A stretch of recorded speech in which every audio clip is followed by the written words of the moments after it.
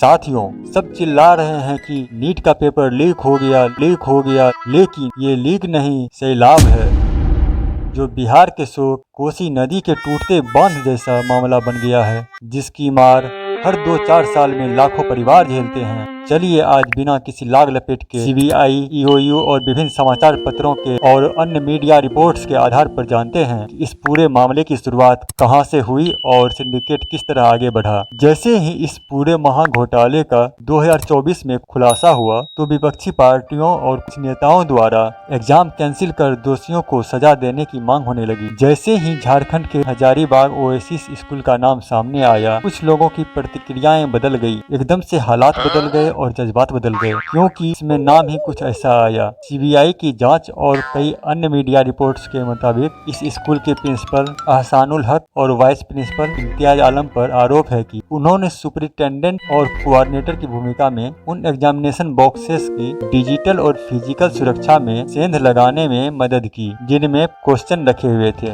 The Indian express और times of India की reports के अनुसार जांच एजेंसियों का दावा है कि पेपर बॉक्स तक पहुंच मिलने के बाद एंट्री हुई पंकज कुमार उर्फ आदित्य की, जो कि एनआईटी जमशेदपुर का सिविल इंजीनियर था, जिसने कथित रूप से कटर की मदद से बक्से से पेपर निकाला और उसकी तस्वीरें ली। समाचार पत्रों और जांच एजेंसियों की रिपोर्ट्स के अनुसार बिहार का संजीव मुखिया उर्फ लूटन और उसके करीबी राकेश रंजन उर्फ रॉकी का नाम सामने आया, जिन्हें कई मीडिया रिपोर्ट्स में कथित मास्टरमाइंड बताया गया। संजीव मुखिया, जो बिहार के पूर्व मुख्यमंत्री नीतीश कुमार के गृह जिले नालंदा के रहने वाले हैं, विवादों में आने से पहले नालंदा के नूरसराय उद्यान महाविद्यालय में चतुर्थ वर्गीय कर्मचारी के रूप में वे भर्ती हुए थे और बाद में वे टेक्निकल असिस्टेंट के पद पर कार्यरत थे। पैसे और रसूख के दम पर वे अपने क्षेत्र के पंचायत मुखिया भी बने, जिसके चलते बाद में उन्हें मुखिया का नाम मिला। उनकी पत्नी ममता देवी ने साल 2020 में नालंदा की हरनौत विधानसभा सीट से चिराग पासवान की तत्कालीन पार्टी एलजेपी के टिकट पर चुनाव भी लड़ी थी। हालांकि वे बेहद कम अंतर से हार गई थी। द हिंदू,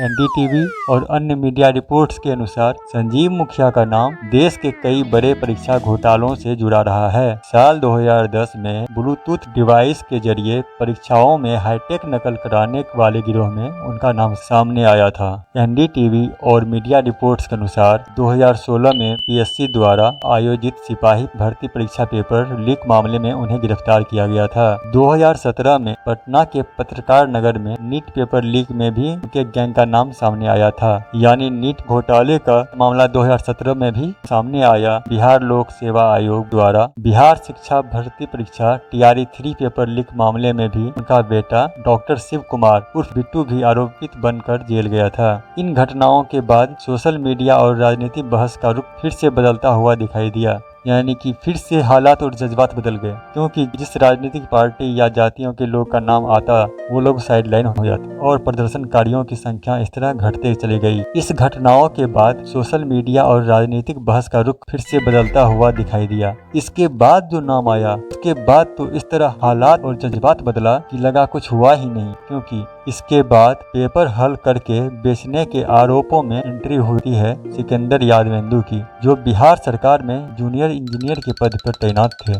आरोप है कि वे अपने भतीजे और कुछ अन्य लड़कों के लिए इस लीक पेपर की सेटिंग कर रहे थे। मीडिया रिपोर्ट्स के अनुसार इस सेटिंग को मुकाम तक पहुंचाने के लिए नाम आया प्रीतम कुमार का, जो उस वक्त तत्कालीन डिप्टी सीएम तेजस्वी यादव के पीए बताए जाते थे। रिपोर्ट्स के अनुसार प्रीतम कुमार ने कथित तौर पर पटना का सरकारी NHAI गेस्ट हाउस उपलब्ध करवाया था, जहां लड़कों को रात भर उत्तर याद करवाए गए। इसके बाद यादवेंदु को गिरफ्तार किया गया और सस्पेंड भी किया गया। हालांकि बाद में उन्हें नियमित जमानत मिल गई। वहीं तेजस्वी यादव ने प्रीतम कुमार को उनके पद से हटा दिया। अगर आपको लगता है कि यह फैसला सही था तो लाइक जरूर करें। समाचार पत्रों के अनुसार आरोपी जूनियर इंजीनियर सिकंदर यादवेंदु का विवादों से पुराना नाता रहा है। साल 2016 में जब वे रोहतास के डालमिया नगर में तैनात थे, तब उन पर करीब 2.92 करोड़ रुपए की LED लाइट घोटालों का आरोप लगा था, जिसके चलते उन्हें जेल भी जाना पड़ा था।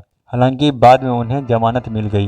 मीडिया रिपोर्ट्स के मुताबिक इस रिकॉर्ड के बावजूद साल 2021 में उनका ट्रांसफर पटना के दानापुर नगर परिषद में हो गया। जानकारों के अनुसार इस तरह की पोस्टिंग पर पहले भी सवाल उठते रहे हैं। इसके बाद भी यह खेल सिर्फ बिहार और झारखंड तक नहीं रुका, बल्कि अन्य राज्यों तक भी फैलता हुआ दिखाई दिया। मीडिया रिपोर्ट्स के अनुसार महाराष्ट्र के प्रोफेसर पीवी कुलकर्णी और राजस्थान के मांगीलाल बिवाल और दिनेश बिवाल जैसे भी नाम आए।